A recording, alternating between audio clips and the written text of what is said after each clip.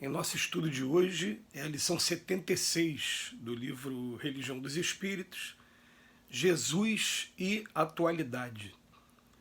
Hoje, sabe a física que a luz é uma forma de energia e que todas as coisas criadas são composições energéticas vibrando em ondas características. Disse o Cristo: brilhe vossa luz. Começa a magnetologia a provar cientificamente a reencarnação. Elucidou o Senhor: necessário vos é nascer de novo. Conclui a medicina que o homem precisa desembaraçar-se de tudo o que lhe possa constituir motivo à cólera ou tensão em favor do próprio equilíbrio. Ensinou Jesus, por fórmula de paz e proteção terapêutica: amai os vossos inimigos, fazei bem aos que vos façam mal e orai pelos que vos perseguem e caluniam. Afirma a psicanálise que todo desejo reprimido marca a personalidade, a feição de recalque. Aclarou o Divino Mestre: não é o que entra na boca do homem o que lhe torna a vida impura, mas é o que sai do coração. A penologia transforma os antigos cárceres de tortura em escolas de educação e de reajuste. Proclamou o eterno amigo: misericórdia quero e não sacrifício, porque os sãos não necessitam de médico. A sociologia preceitou o trabalho para cada um na comunidade como simples dever. Informou Jesus: quem dentre vós deseje a posição de maior, seja o servo de todos. A política de ordem superior exige absoluta independência entre o Estado e as crenças do povo. Falou o Cristo: dai a César o que é de César e a Deus o que a Deus pertence. A astronáutica examina o campo físico da Lua e dirige a atenção para a vida material em outros planetas. Anunciou o mestre dos mestres: na casa de meu pai há muitas moradas.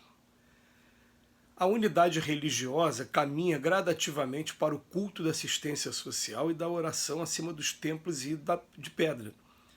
Asseverou o emissário sublime: nossos antepassados reverenciavam a Deus no alto dos montes, e dizeis agora que Jerusalém é um lugar adequado a isso, mas tempos virão em que os verdadeiros religiosos adorarão a Deus em espírito, porque o Pai procura os que assim o procuram.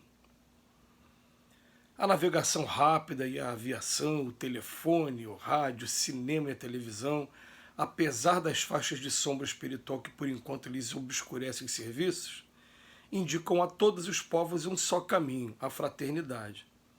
Recomendou o Senhor: amai-vos uns aos outros como eu vos amei. Eis porque a doutrina espírita nos reconduz ao Evangelho em sua primitiva simplicidade, porquanto somente assim compreenderemos, ante a imensa evolução científica do homem terrestre, que o Cristo é o sol moral do mundo, a brilhar hoje como brilhava ontem, para brilhar mais intensamente amanhã. Que lição maravilhosa! Maravilhosa porque volta e meia a gente escuta algumas pessoas demonstrarem, vamos botar assim, uma certa estafa, estafante você estudar o Evangelho, porque são termos muito antigos, as traduções bíblicas elas não atualizam, é claro, com a linguagem de hoje, né? Mas tem gente que fala que Jesus está ultrapassado, assim como tem gente que fala também que Allan Kardec estaria ultrapassado. E já que estou falando de Jesus, fazendo essa comparação com Allan Kardec, eu fui ouvir porque Allan Kardec ele escreveu o Livro dos Espíritos, o Livro dos Médiuns, o Evangelho segundo o Espiritismo, o Céu e o Inferno, e no finalzinho da sua vida ele escreveu um livro todo voltado para a ciência. Mas ele fez questão de dizer no livro da Gênese, ele dizia o seguinte, que se um dia a ciência dissesse alguma coisa contrária a ele, comprovasse, fiquem com a ciência. Kardec está trazendo essa informação.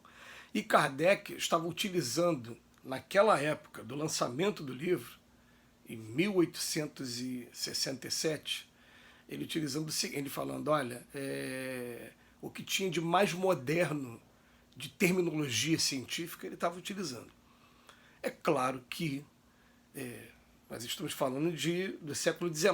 No século XXI, muitos termos podem ter caído em desuso, podem ter se tornado obsoletos, como, por exemplo, uma crítica que se faz muito com relação a Kardec.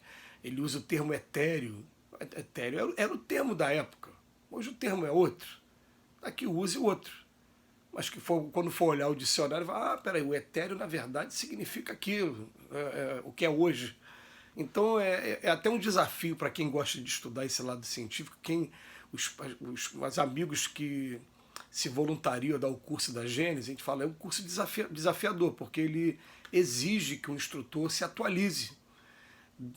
Já que o livro é todo científico, ele se atualize dentro da astronomia, dentro da geologia, dentro dos estudos biológicos, para poder trazer o que Allan Kardec estava falando e o que é hoje o estudado, que evoluiu bastante. Mas evoluir não significa que está ultrapassado. Não é que esteja ultrapassado. É que foi adaptado. É a mesma coisa que falar assim, na época se usava o termo idiotia e hoje se usa portador de deficiência especial. Aí se eu usar idiotia, as pessoas vão achar um absurdo, mas tá, uma coisa é sinônima da outra. Só está utilizando termos novos para poder evitar preconceitos, enfim. O texto de hoje faz isso com Cristo, mostra o quanto Cristo ele é atual dentro de todos os aspectos científicos que a gente puder imaginar. Emmanuel começa falando, a física fala que hoje tudo é energia. Aliás, Einstein falava, o que é matéria? Energia condensada. É como se a gente pegasse todo o ar que está aqui nesse ambiente e fosse juntando tudo, e todas aquelas impurezas, que tem um monte de impureza que eu não estou vendo aqui, eu juntei tudo, condensei tudo, vai formar alguma partícula sólida. Então, matéria é energia condensada. Jesus falou, brilhe vossa luz.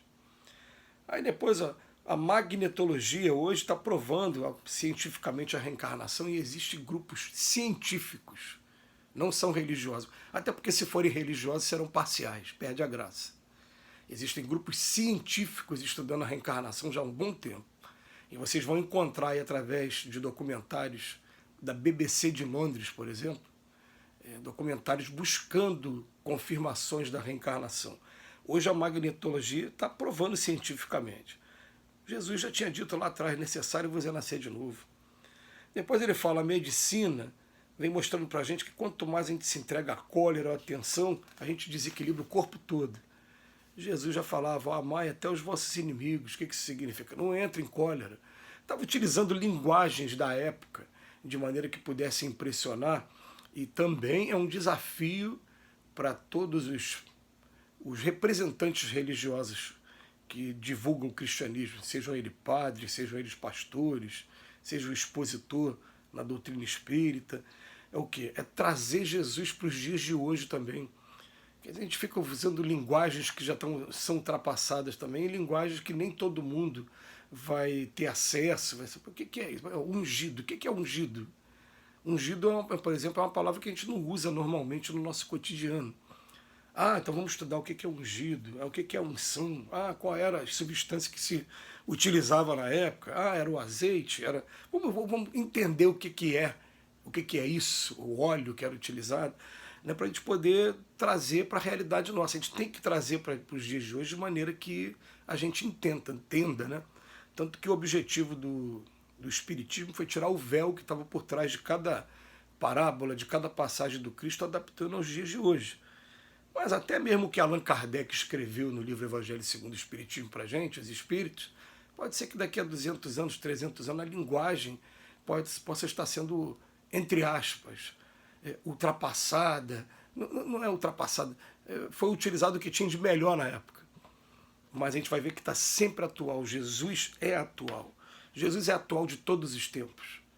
Um dia a gente vai estar lá 10 mil anos na frente, vai olhar para trás, meu Deus, imagina se a gente tivesse que voltar agora para um mundo onde só tivessem crianças e eu tivesse que falar a linguagem deles. Eu ia tentar falar de uma maneira que eles pudessem entender, mas sem poder explicar tudo. Foi isso que ele fez com a gente.